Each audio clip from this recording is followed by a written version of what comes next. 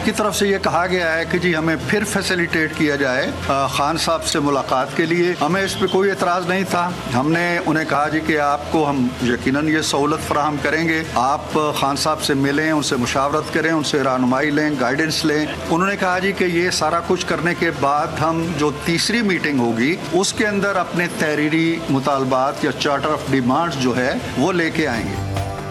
हुकूमत और पीटीआई के दरमियान बड़ी बैठक, मुज़ाकराती कमेटियों का दूसरा दौर, तहरीक इंसाफ का बानी चेयरमैन और दीगर कारकुनान की रिहाई का मुतालबा, 9 मई और 26 नवंबर के वाक़यात पर जुडिशल कमीशन बनाने का मुतालबा भी कमेटी के सामने रखा। पीटीआई ने तहरीरी मुतालबात पर बानी से मशावरत के लिए वक्त मांग लिया। सेनेटर इरफान सिद्दीकी ने कहा कि हुकूमत समझती है कि बानी पीटीआई से मुलाकात अपोजिशन की जायज जरूरत है। स्पीकर अयाज सादिक बोले, पीटीआई के दोस्तों को अपने बानी चेयरमैन से मजीद मशावरत की जरूरत है। अगले हफ्ते तीसरी मीटिंग होगी।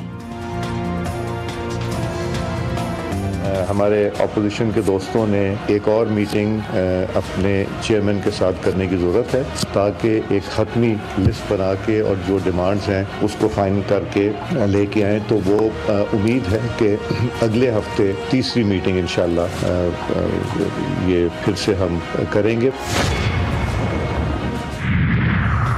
पीटीआई कमेटी की बानी से मुलाकात आज या पीर को होगी। हुकूमत बानी पीटीआई से मुलाकात के लिए पीटीआई कमेटी को सहूलत फराहम करेगा।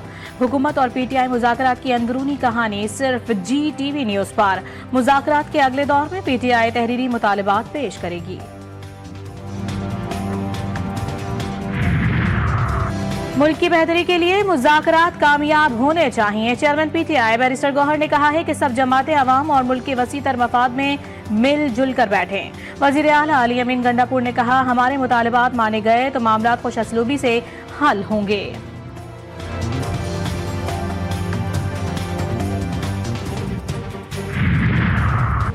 राना सनाउल्लाह ने हुकूमत और पीटीआई के दरमियान होने वाली बैठक को मुस्बत करार दे दिया। बोले, पीटीआई वालों से कहा है कि रिहाई अदालत की जिम्मेदारी है। फौज का अपना एक प्रोसीजर है, अपने निजाम के तहत सजा दी जाती है और माफ किया जाता है। 9 मई पाकिस्तान की तारीख में अनप्रेसिडेंटेड है। ये पहली दफा एक इतना बड़ा वाकया हुआ है। स्टेट इसको हैंडल कर रही है। कई महीनों से कह रहा हूं, मुज़ाकरात होने चाहिए। हुकूमत और अपोजिशन के दरमियान मुज़ाकरात होना अच्छी बात है। साबिक गवर्नर सिंध डॉक्टर इशरतुल इबाद की प्रोग्राम जीफ और गरीदा में खुसूसी गुफ्तगू। कहा, 9 मई पाकिस्तान की तारीख में बहुत बड़ा वाकया है। 9 मई पर शफाफ इंसाफ नजर आना चाहिए।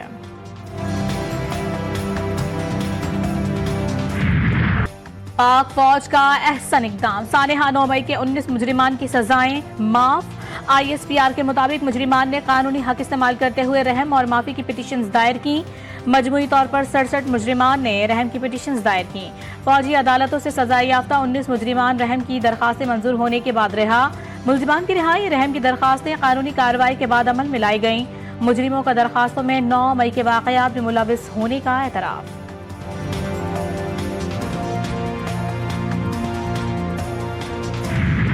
सारा सिलसिला फिर डिपेंडेंट है कि मुल्क में मुकम्मल अमन हो। Security has become a challenge today. आज जिस दोबारा सर उठाया तो इसका सर कुचले बगैर हम अपना आगे नहीं बढ़ सकते। सबको मुबारकबाद देना चाहता हूँ कि तारा चनार में अब कल एग्रीमेंट साइन हुआ है। जिन्होंने भी इसमें कंट्रीब्यूशन की है उस वो सब मुबारकबाद के लायक हैं। जो कुछ हुआ नहीं होना चाहिए था।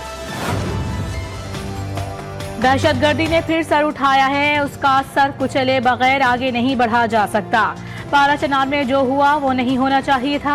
वज़ीर आज़म शहबाज शरीफ का SIFC एपेक्स कमेटी के इजलास से खिताब। कहा, 2025 पाकिस्तान की माशी तरक्की का साल होगा। SIFC एपेक्स कमेटी इजलास में एग्जीक्यूटिव कमेटी के फैसलों की तौसीक। इजलास में सिपाह सालार की खुसूसी तौर पर शिरकत। नेशनल एक्शन प्लान से मुतालिक एपेक्स कमेटी का इजलास आज होगा।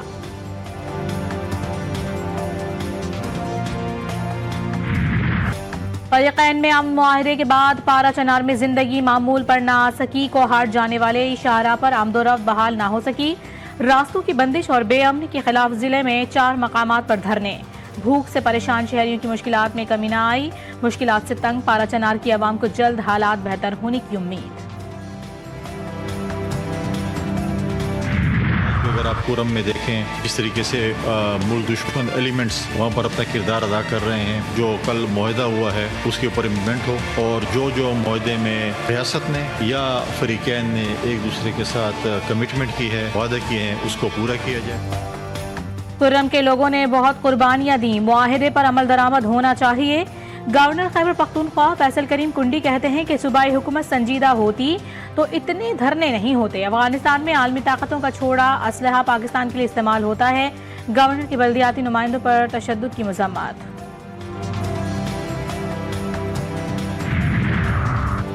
पाकिस्तान को बैनुल-अक़वामी इंटरनेट ट्रैफिक के लिए जोड़ने वाली ज़ेरे समंदर केबल्स में खराबी। PTA का कहना है कि मुल्क भर में इंटरनेट और ब्रॉडबैंड सारिफिन को मसाइल का सामना करना पड़ सकता है। मुताल्लिका टीमें खराबी दूर करने के लिए कोशां हैं।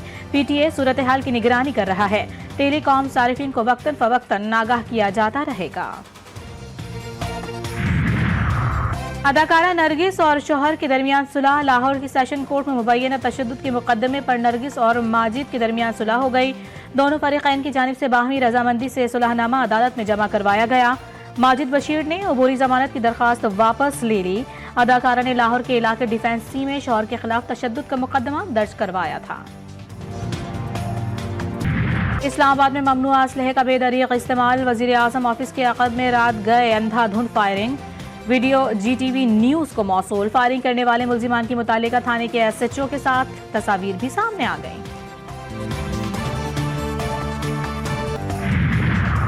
कराची में एक बार फिर पानी के बहरान का खदशा के इलेक्ट्रिक अधाबेजी पंपिंग स्टेशन पर सालाना मुरम्मती काम शुरू करने का ऐलान। गुलशन इकबाल, गुलिस्तान जौहर, सिंधी मुस्लिम सोसाइटी, PECHS सोसाइटी, सदर, लियारी और खारादर के इलाके मुतासिर होंगे। मुरम्मती काम 5 जनवरी सुबह 8 से रात 8 बजे तक होगा। मुल्क में सर्दी का राज। मुख्तलिफ शहरों में यखबस्ता हवाओं के डेरे। बाला इलाकों में बर्फबारी से सर्दी बढ़ गई। सवात में आसमान से गिरते रुई के गालों ने हर तरफ सफेदी बिखेर दी। नारान, कागान, शोगरान, वादी नीलम समेत आजाद कश्मीर के पहाड़ों पर बर्फबारी के खूबसूरत नजारे। मरी, गलियात, नतिया गली, अयूबिया में बर्फ क्या गिरी। सयाहती मकाम का कुदरती हुस्न मजीद निखर गया।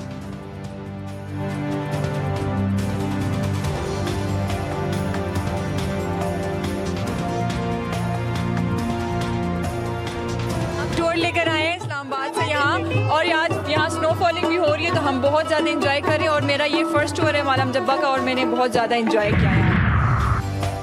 लाहौर समेत पंजाब के मुख्तलिफ शहरों में धुंध का कब्जा। रास्ते धुंध में गुम। कौमी शाहराहों पर हद निगाह इंतहाई कम। मोटरवे M2, M3, M4 और M5 ट्रैफिक के लिए बंद।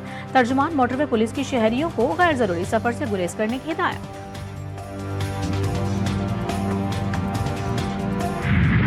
गजा के मजलूमीन के लिए एक और क़यामत ख़ैज़ दिन। चंद घंटों में जंगी तैयारों और ड्रोन्स के हमलों में 63 फ़लस्तीनी शहीद, 100 से ज़ायद जख्मी। जबालिया, दीरुल बलाह, गजा सिटी, अलमवासी, नसीरात और खान यूनिस में लाशों के ढेर। शोधा में पुलिस चीफ महमूद सलाह और उनके मावन हसन मुस्तफ़ा भी शामिल। मजमूई शहादतों की तादाद 45,553 हो गई।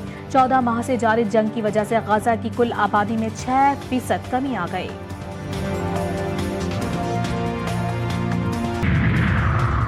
इजरायली फौजियों का गजा में जंग लड़ने से इनकार। इजरायली फौजियों ने जहनी दबाव की वजह से जंगी जिम्मेदारियों से दस्तबरदारी अख्तियार की। फौजियों में खुदकुशियों की तादाद में भी तशवीशनाक हद तक इजाफा हुआ। गुज़िश्ता साल 21 फौजियों ने जिंदगी का खात्मा कर लिया। अमेरिका के शहर न्यू ऑर्लिन्स में ट्रक से हुजूम को कुचलने वाला ड्राइवर मुसलमान और साबिक फौजी निकला। अफगानिस्तान में भी जिम्मेदारियां अंजाम दी। मुलजिम की शमसुद्दीन जब्बार के नाम से शनाख्त हुई। मुलजिम की गाड़ी से दाइश का झंडा, बारूदी मवाद और हथियार बरामद। FBI ने वाक़े को दहशतगर्दी करार दे दिया। जनूबी अफ्रीका से टेस्ट सीरीज। पाकिस्तान और जनूबी अफ्रीका के दरमियान दूसरा मैच आज से शुरू होगा। कौमी क्रिकेट टीम का स्क्वाड कैप टाउन में मौजूद। 2 टेस्ट मैचों की सीरीज में मेजबान टीम को 1-0 से बढ़तरी हासिल। वफाकी दारुल हुकूमत को खूबसूरत बनाने का मिशन। शहर को रात में रोशन रखने के लिए रंग बिरंगे बरक़ी कुमकुमे लगा दिए गए।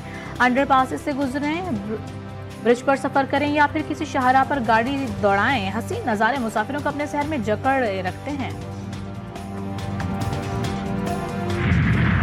और नाशाद के नाम से पहचाने जाने वाले अजीम मौसीकार शौकत हुसैन दहलवी को बिछड़े 43 साल बीत गए। नाशाद ने भारत की फिल्म नगरी से मौसीकी का सफर शुरू किया।